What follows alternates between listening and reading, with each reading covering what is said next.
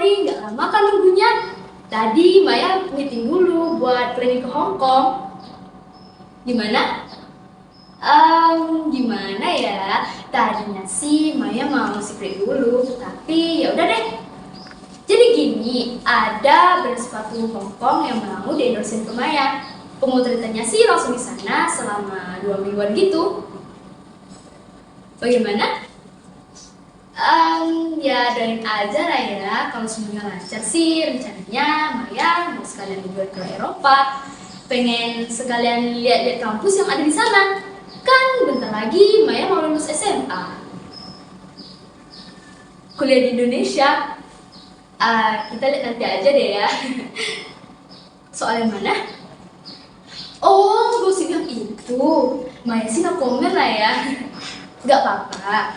Setiap orang kan punya kebebasan mau nulis komentar di mana. Ya, Maya juga nggak bisa tuh ngatur-ngatur apa yang dipikirin orang tentang Maya. Jadi, Maya nyantai-nyantai aja kok. Apa? Oh iya dong, Maya seneng banget followers Maya tiap hari nambah. Tapi Maya nggak nyari followers kok. Yang penting Maya ngelakuin apa yang Maya suka.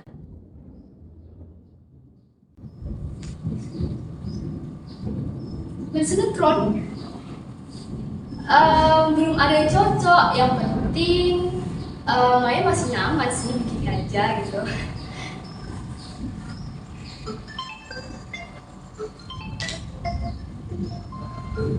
Oke, segitu dulu ya kakak-kakak. Terima kasih. Halo Mbak Lucy? Iya. Manajemen Maya udah bahas soal kontrak kok. Kebetulan tadi sekalian meeting. Brandnya beda kok. Iya, nanti sekalian aja ya di Singapura. Oke Tante, bye.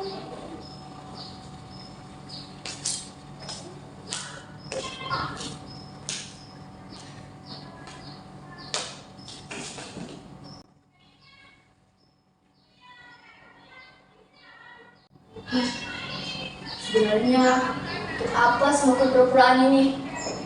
Cuma ilusi.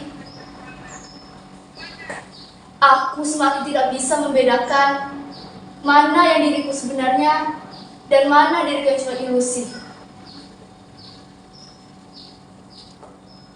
Tapi aku suka ilusi yang membuatku bahagia.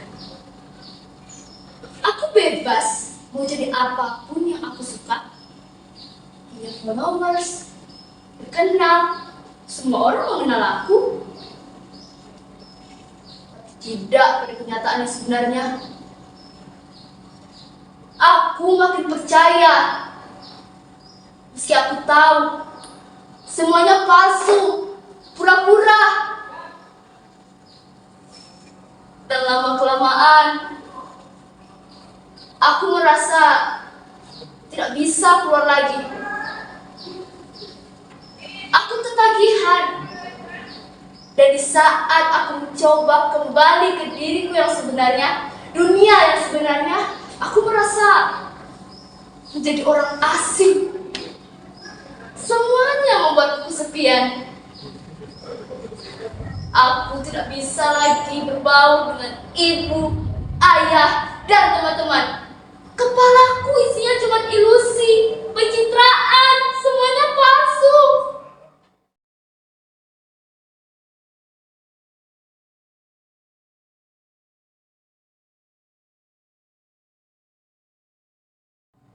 Sebenarnya aku capek menjadi orang yang bukan diriku. Tapi aku ngotot kalau itu adalah aku.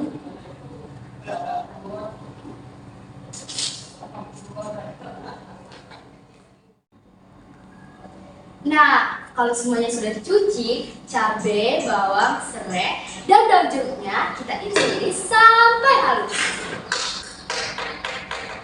Terus kita simpan di dalam mangkok. Selanjutnya kita campurkan dengan garam, gula, dan air jeruk nipis. Lalu kita aduk hingga semuanya merata. And then sekarang saatnya kita panasin minyak di dalam wajan. Lebih bagus lagi kalau kita pakai minyak kelapa ya. Nah, kalau sudah panasin minyaknya, sekarang saatnya kita siapkan ke dalam mangkok. Praktis kan? Tada, ini dia sambal mata Bali. Jadi guys, gak semua sambal itu diulek. Ada juga sambal yang diiris-iris seperti sambal dabu-dabu Manado dan sambal mata Bali yang baru aja kita buat ini. Segitu dulu ya mengenal Indonesia lewat sambal. Ditunggu komen-komennya. Selamat mencoba, selamat makan. Yes, selesai. Terus diedit, terus ini di depan.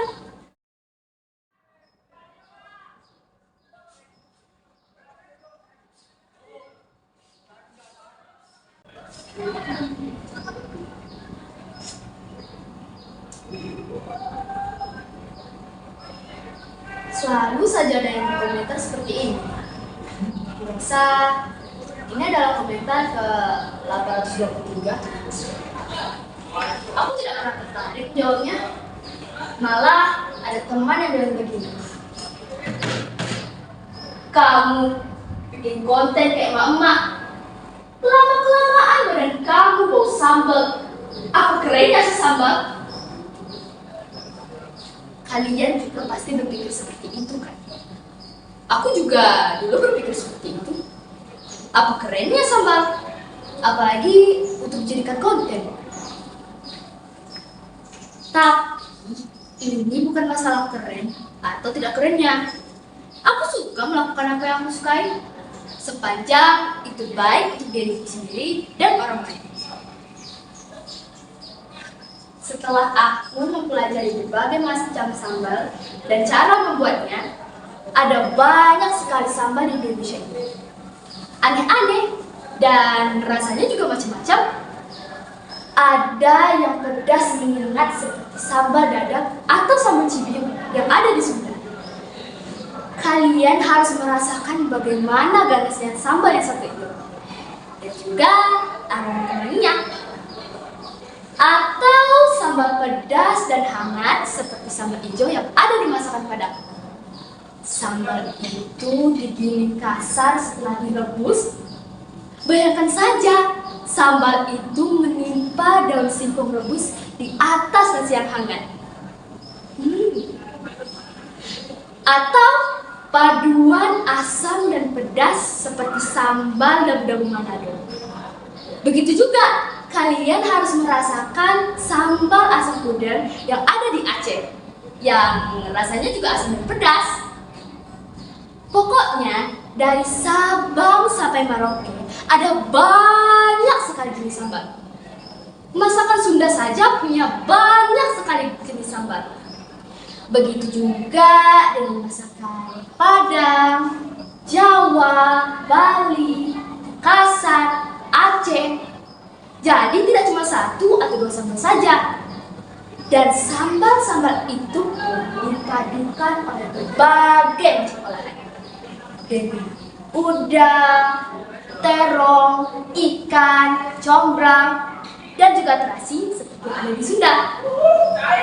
Kalau di Sumatera namanya sambal belacan.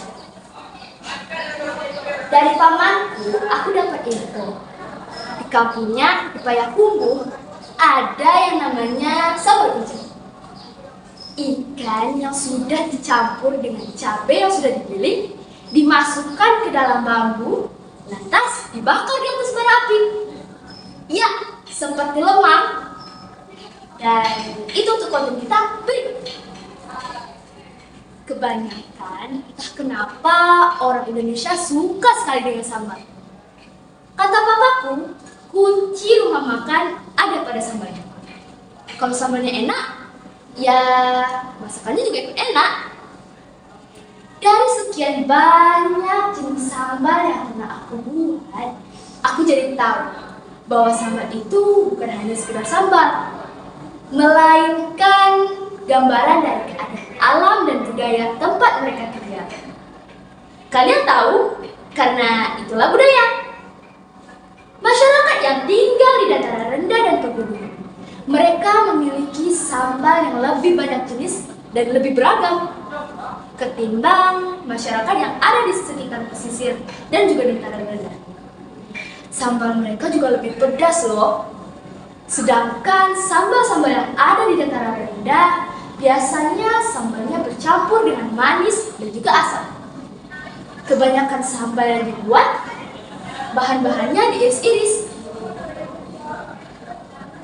Orang-orang di medsos itu pada aneh. Dan salah satu keanehan mereka adalah menganggap aku aneh. Orang dinilai dari berapa banyak followers yang mereka miliki. Sampai-sampai ada yang menjual akun dengan jutaan followers. Sebenarnya aku sudah sering sakit hati. Bukan oleh mereka yang mengomentari konten yang aku buat, tapi oleh para lelaki yang malah mengomentari dandanan, pakaian, model rambut, sampai wajah dan bentuk tubuhku. Nah, gitu dong. Sekarang kamu lebih kelihatan cantik dan seksi. Banyak yang seperti itu. Malah ada yang lebih kurang ajar lagi. Atau berbahasa-basi ingin berkenalan. Aku tidak merasa dipuji. Sebaliknya, aku merasa dihina, dilecehkan di depan banyak orang. Semakin aku marah, semakin mereka menjadi-jadi.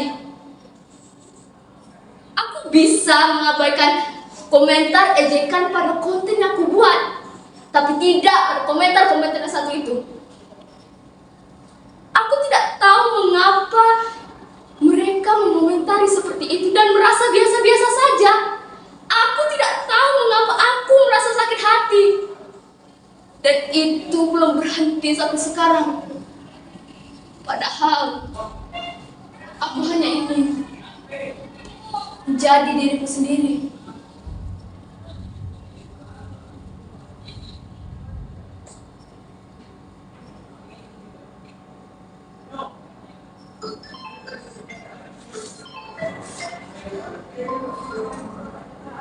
Iya, halo Mai. Lagi nyantai kok Mai. Kenapa? Terus sekarang kamu di mana? Kesepian. Kesepian kenapa kamu Mai? Maya? Maya?